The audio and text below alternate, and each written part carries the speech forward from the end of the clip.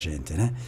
Claro, a gente fez o voto de obediência e vai obedecer mesmo. Inclusive, as minhas últimas transferências, umas 4 últimas, foram dramáticas, né? Muito difíceis mesmo, né? Me senti profundamente contrariado, praticamente meio na marra, digamos assim. Eu não queria sair, né? Mas não tem como dizer não. Só. Então eu provisionei, não, você tem que ir, inclusive a última vindo para cá agora. Eu insisti, eu queria estar em Florianópolis, queria ficar mais uns 3 anos lá, e ele insistiu, eu provisionei, mas tenho que sair mesmo? Ah, vai, é melhor para você, vai. Você já está cansado, está cuidado, não sei o que. Então, sua família é da onde, Frei? Minha família é Santa Catarina. Santa Catarina. Nasci lá em Santa Catarina, né? Então eu vim para cá. E quando fui para lá também, era o Frei Cláudio, meu provincial, inclusive, eu estava aqui uma vez, né? Estava aqui, eu não queria sair de jeito nenhum, estava muito bem aqui, muitos amigos, um trabalho bonito. Ele disse, não, você vai, mas tenho que ir, então me deixa em Cruzeiro do Oeste, ao menos. Eu falei, não, senhor, você vai para Florianópolis. E como pároco? Eu falei, Cláudio, que é meu pároco agora, né? Então é uma coisa dura, cria uma crise profunda. Se a gente não tem fé, não aceita no Espírito de Jesus mesmo, não se aguenta, não. A gente se quebra mesmo, né? Então são momentos fortes, desafios mesmo, né? Desapegar-se, no sentido, digamos, sair, de você dizer, uma espécie de uma família, né? Aqui eu já trabalhei 3 vezes, né? Primeira vez fiquei 6 anos, depois fui embora, voltei, fiquei mais 3, agora voltei pela 3ª vez, né? Então imagine os laços, os vínculos que se cria com pessoas aqui. Eu tenho muito mais convivência com pessoas daqui do que da minha própria família, né? Saí de casa com 11 anos e nunca mais convivi longamente com a minha família, né? Então a gente cria um vínculo muito profundo. 11 anos sei, é muito novo. E começar tudo de novo numa outra paróquia, até essa vez eu já pedi, não me põe numa paróquia onde eu não trabalhei. É muito difícil começar tudo de novo, né? Sem conhecer as pessoas, a história da paróquia, as pastorais, desafios, né? Até se adaptar, entrar mesmo naquela estrutura, leva 1 ano, 2, 3 anos até, né? De fato, são momentos muito difíceis, né? Por outro lado, é uma riqueza. Em todos os lugares onde eu trabalhei, eu saí de Uraí, onde fiquei durante 10 anos, inclusive junto com o Frei Fabiano e o Frei Daniel, que trabalharam aqui. Esses encontros que o Frei Fabiano fazia aqui, nós criamos junto, lá em Uraí. Do ano 70 a 80 eu trabalhei lá. Saí de lá em janeiro de 80. São 38 anos. Até hoje tenho amigos lá, vou visitar de vez em quando. Estive em Bandeirantes também, agora não é mais paróquia nossa, né? Aqui, Florianópolis, Ceva Azul eu trabalhei também, em Capins Altos. Todos os lugares onde eu passei, eu continuo me comunicando, visitando. Tenho muitos amigos também, em todo lugar eu tenho, né? Então, a gente sente na hora que tem que sair. Por outro lado, não morre essas amizades. Se cria uma família muito maior, muito mais ampla do que, digamos, um padre que fica a vida inteira numa só paróquia, numa só comunidade. Fica restrito aquilo ali, né? Então a gente tem essa vantagem também, né? Toda vocação exige uma renúncia, né? Toda vocação, o vocacionado, quando ele sente, nós estamos falando, óbvio, aqui do lado religioso da igreja, quando ele sente chamado de Cristo, ele tem, mas a renúncia do padre, não querendo desmerecer as outras, é muito grande, né? Porque vai daqui, vai para lá, né? Quando o senhor sente essa tristeza, assim, de deixar Florianópolis e voltar para cá, mas ao mesmo tempo a comunidade aqui se alegra, né? De saber que o senhor está chegando, está voltando, né? Então, acho que vai amenizando tudo isso, né? Mas é como os apóstolos, deixamos tudo de seguir. E às vezes o senhor tem que deixar tudo várias vezes, né? Deixou lá aos 11 anos. Poxa, 11 anos é muito novo. Né? É muito novo. Às vezes, assim, não tem tanta consciência. Né? É 11 anos. E 11 anos há 64 anos atrás. Imagine no tempo que significa isso, né? Hoje, um moleque com 11 anos conhece o mundo inteiro, né? Conhece, tem internet, eu tem lá no tudo. Interior de Santa Catarina, mas interior mesmo.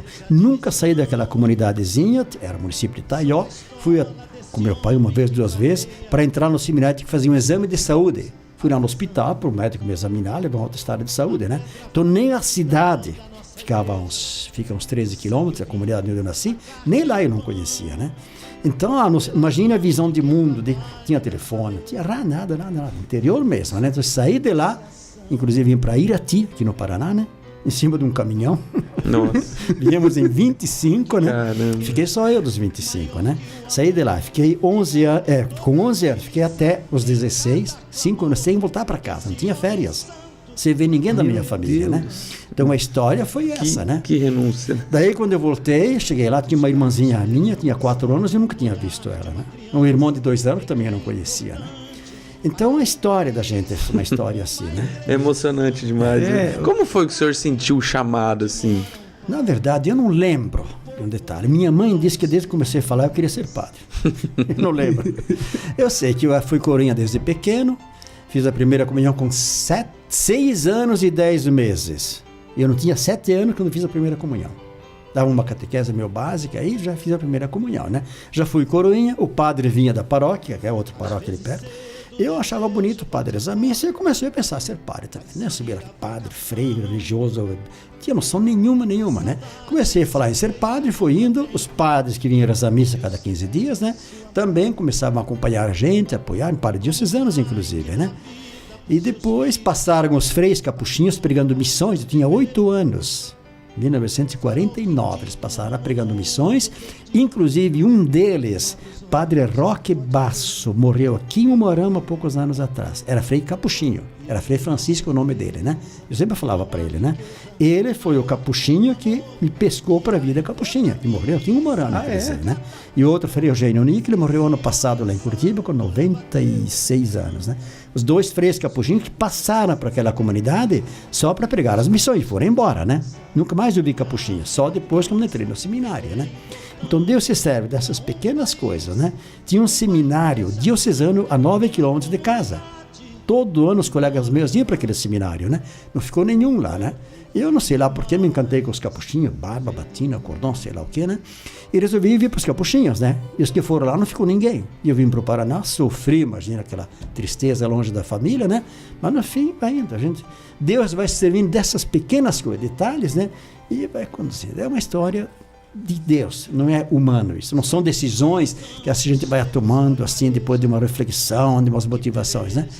Deus faz o que Ele quer, né? E o senhor falou uma coisa tão bonita agora, não são decisões que a gente vai tomando depois de uma reflexão. Talvez alguns sim, mas se a gente olhar na Bíblia, os vocacionados que seguem e viram discípulos ali, Deus olha, chama pelo nome e essa pessoa segue. Aqueles que não são vocacionados, o menino rico tinha aquela vontade, conhecia, cumpria os mandamentos, foi e voltou para trás.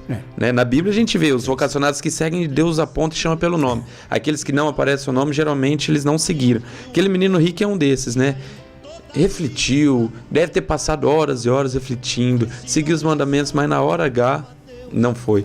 Né? Não renunciou. O detalhe mais que me chama mais atenção dessa passagem é que o único que saiu triste.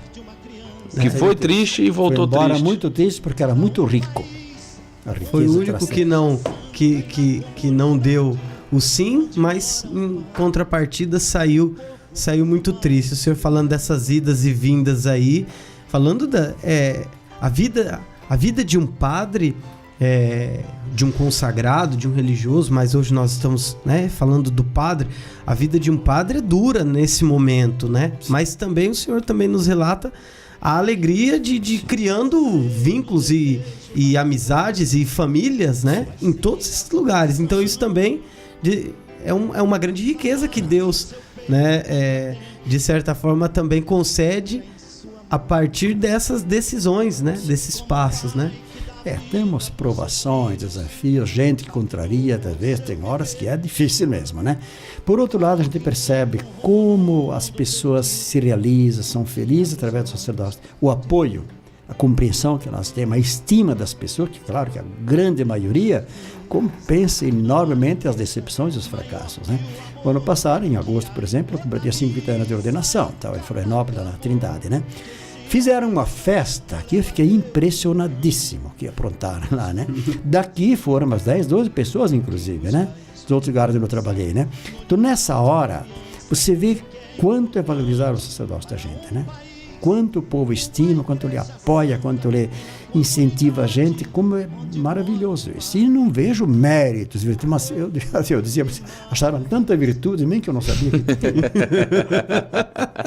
Falam tanta coisa bonita, no fundo não é qualidades humanas propriamente. Eu vejo nisso muito mais uma manifestação de apoio ao sacerdócio, ao ministério da gente, do que propriamente valores e qualidades pessoais, né?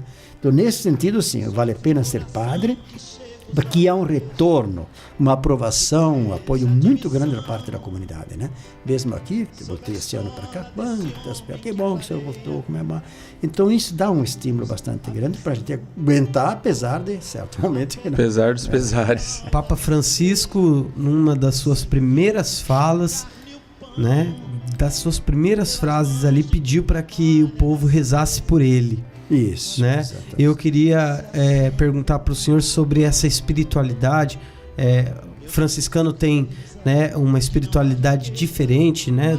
Nós temos aqui, somos de uma diocese, mas os capuchinhos têm uma espiritualidade diferente, mas eu queria emendar essas duas perguntas, perguntar para o senhor como que é a sua espiritualidade e o quanto a oração da comunidade fortalece, já que nós estamos também dentro da nossa diocese vivendo essa campanha e rezando por isso, né? Cada comunidade uma nova vocação, mas que essas 10 Ave-Marias não seja também só pelas novas vocações, mas que seja uma nova vocação no Frei Justino hoje, né? Que ele possa ser novo todo dia. Nossa. Né, Frei? Eu, quando rezo essas 10 Ave-Marias lá no meu grupo e quando estou pensando nisso, não só pelos novos que virão, mas esses que estão, que se renovem também.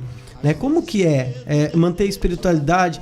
8 horas de confissão, o senhor relatando aí quinta-feira e às vezes até mais, né? Semana Santa e tudo mais, essa vivência, decisões às vezes burocráticas, estruturais da paróquia e coisas. O senhor hoje não mas já foi pároco também. E como conviver e colocar isso na rotina, a espiritualidade? Claro, primeira coisa, tem que ter uma espiritualidade muito sólida. Acho que um padre não aguenta ser padre se não tiver uma mística baseada, de fato, em uma oração pessoal. Nós rezamos o ofício juntos todos os dias. Temos 3 momentos por dia, né? De manhã, ao meio-dia e à tarde, né? Às vezes não dá por causa dos trabalhos, mas temos isso. E sempre alguém faz essa oração, né? Mas o principal, para mim, pessoalmente, é a minha oração pessoal. Eu volto mais cedo, o silêncio da manhã, lá na capelinha nossa, na casa paroquial, né? Aquele silêncio é um momento maravilhoso. Você percebe estar realmente com Deus, a intimidade com o Pai, né? Aquele momento é que nos motiva, que nos fortalece mesmo, né? Então tem que ter, se o padre não tiver essa piedade, essa fundamentação do seu sacerdócio, ele vai se perder, vai se quebrar na hora dos desafios, ou pior, buscar compensações por fora, né? E aí que é o risco, né? Vai balançar a vocação dele, ou faz do sacerdócio dele não uma missão, mas um mercenário, Cristo fala, né? Que não são pastores, são mercenários, né? Serve-se do sacerdócio, né? Tem uma série de privilégios também ser padre, uma série de vantagens, né? Pode ter uma vida muito confortável e ser um mau padre. Tem todo o conforto, né? Quando não existe uma espiritualidade sólida, bem trabalhada, há sempre esse risco. Esvaziar o sacerdócio ou ser um funcionário do sagrado, funcionário no altar, fazendo um rito bonitinho, né? Mas não tem espírito, não encarna o mistério que ele está celebrando ali, né? Sempre há esse risco, né? Vira uma coisa muito fria. E a Assembleia percebe, né? Muito superficial, uma coisa fria, mecânica, não dá. Então, essa piedade pessoal é fundamental. Se não tiver isso, você não vive o sacerdócio. Vive de uma forma assim, mecânica, muito vazia e não dá, né? E o padre chega a uma altura não vai aguentar, né? Mas não basta isso, é isso que você está dizendo. Então, a comunidade nos sustenta. Quantas pessoas que rezam para a gente, né? A missa que a gente preside, é todo mundo rezando junto. Eu sou na Assembleia. Diferente, eu presido, mas na verdade eu sou igual a todos pelo sacramento do batismo, né? Somos o corpo de Cristo, né? Digamos, a fé, a energia, a espiritualidade de todas aquelas pessoas passa para a gente também, né? Então nós vivemos da espiritualidade, como o Papa, né? Das orações que o povo faz por nós também, né? Então essas 10 Ave-Marias, claro que vale para todos os que já são padres também. E o senhor e o padre é fruto da comunidade, porque ele certamente veio de uma comunidade, né? É como foi a história do senhor, a história de tantos outros, né? A comunidade que se serve do ministério do padre, o padre que é fruto da comunidade. Hoje, principalmente das comunidades. Anos atrás, eu, por exemplo, muito mais da família do que da comunidade, né? Comecei desde pequeno que a família era profundamente cristã, né? Do terço todo dia, todo domingo, a paróquia ficava a 9 quilômetros de casa, a missa às 7 horas da manhã. 9 quilos. Nós íamos de carrocinha lá, né? Levantar de E você é vizinha aí da sua igreja e tá com preguiça de levantar, deixar o Faustão pra ir na missa, né? Isso aí que fez Dom Mamed virar padre e depois bispo, né? Nossa, a maioria, todos vinham de famílias bem estruturadas. Hoje está uma dificuldade. Primeiro, as famílias são poucos filhos, a maioria bem desestruturadas, né? A maioria das vocações nossas sai muito mais da comunidade, um grupo de jovens, uma pastoral do Coroinha, né? Realmente é fruto da comunidade mais do que da família hoje em dia, né? Mas de qualquer forma, depois que entrou, ele vai estar a serviço da comunidade e viver essa profunda integração na comunidade onde ele é sacerdócio agora, né? 12h55, Fernando Verri. E foi que foi, sem intervalo, sem nada, foi atropelando. Deixa eu dizer aqui então, eu quero até pedir licença e agradecer aos nossos parceiros que colocam esse programa no ar, que são nossos patrocinadores. E olha só, a Milena... Que eu não fiz o intervalo por querer mesmo. E a Milena está escutando a gente, como de costume, o Diego da Auralcim também. A Milena mandou um recado aqui, ó. Eu já vou aproveitar que tem bastante gente nos assistindo. Eu sei que você também está aí com o ouvido grudado no rádio, porque... né, Frei Justino começa a falar, não dá vontade de parar de ouvir. A Milena mandou um recado dizendo agora que campanha pro Dia dos Pais, você compra um presente e ganha outro. Olha só. Já ganha do vô. Do vô, do sogro, né? Você vai lá, ou você comprar 4, ganha outro. Você vai lá, comprei, escolhi 2, você só vai pagar 1. Olha só, a Alviverde fica ali do lado da Pernambucana, na Ministra Oliveira Salazar. Você escolhe 2 presentes para levar, você só vai pagar 1 lá na Alviverde. E o Diego da Auralcim também mandou um recado aqui dizendo que está chegando a campanha lá na Auralcim do Dia dos Pais. Você que quer presentear o seu pai, ou você que é pai, mãe também, e quer aproveitar essa promoção especial a partir do dia 11 na Auralcim. Já fiz o merchan, Milton Neves. Eu queria agradecer a todos os nossos amigos, nossos parceiros, porque hoje realmente a gente precisava... Aliás, já quero aqui... Eu sei que outubro é bem corrido para os freis aqui na São Francisco, por conta dos festejos, das celebrações, mas me encanta a história de São Francisco e quem sabe a gente não possa, né, trazer e conversar mais sobre a vida de São Francisco. Quem sabe fazer o programa Questão de Fé lá, na São Francisco de Assis, no sábado, né? Quem sabe? Frei, muito obrigado. Eu queria agradecer ao senhor pela disponibilidade. Mesmo numa semana um pouquinho mais puxada, o senhor tirou um tempinho para estar aqui conosco. Partilhou da sua experiência com a gente. O tempo é muito pouco mesmo, mas eu queria agradecer e dizer que foi maravilhoso, viu? Muito obrigado. Eu que agradeço, né? Sempre uma grande oportunidade da gente poder partilhar um pouco a vida pessoal, as experiências da gente, enriquece também a gente isso. Obrigado por os que nos ouviram, que nos apoiam e que rezam pela gente, sobretudo. Muita mensagem aqui, eu vou passar rápido assim. Pincela aí que merece, dando né? Oi para todo mundo. A Célia Nunes, a Mercedes Peron, eu vou falando o nome, às vezes o senhor já vai reconhecer. Sim. Daí. A Zoraide diz que o senhor não é novela, mas que ela te acompanha para onde o senhor for. Deixa eu ver, a Deise Piemonte, Fabiana Baggio, Vilma Zandonadi da Silva, a Mercedes aqui de novo mandando mensagem, o Edmilson também lá da Multissom, a Sandra Mara, o João Paulo, aliás, agradecer demais o João Paulo pela assessoria que ele nos dá quando a gente precisa. Ontem era quase 9 da noite, tava falando com o coitado. João, obrigado, viu, irmão? A Elizabeth Silva, Gabriel Donassan também aqui. Almires Viviane. Deixa eu ver quem mais. A Sandra Mara, eu já falei. Maria de Lourdes Bozina Pini também. Lorena Rando, ó, lá de Campina da Lagoa, se não me engano, acompanha nosso programa todo sábado. Aninha Tissei, Maria Leonilda Giacomini, Lorena Rando, Almires Viviane, que é lá de Pérola, falando aqui dos seus padres, né? O Padre Márcio e o Padre Marcos, que são bênçãos de Deus lá para aquela comunidade. Deixa eu ver o Ivo Pereira, o João que deixou o seu recado aqui, a Fátima Jair, e olhar todos que curtiram aqui, acompanharam. Tem muita gente que só deixou o like lá mesmo, a Zélia, a Fátima, a Roseli, a Gláucia, a Inês Costa, Graciele Uliano e tantos outros.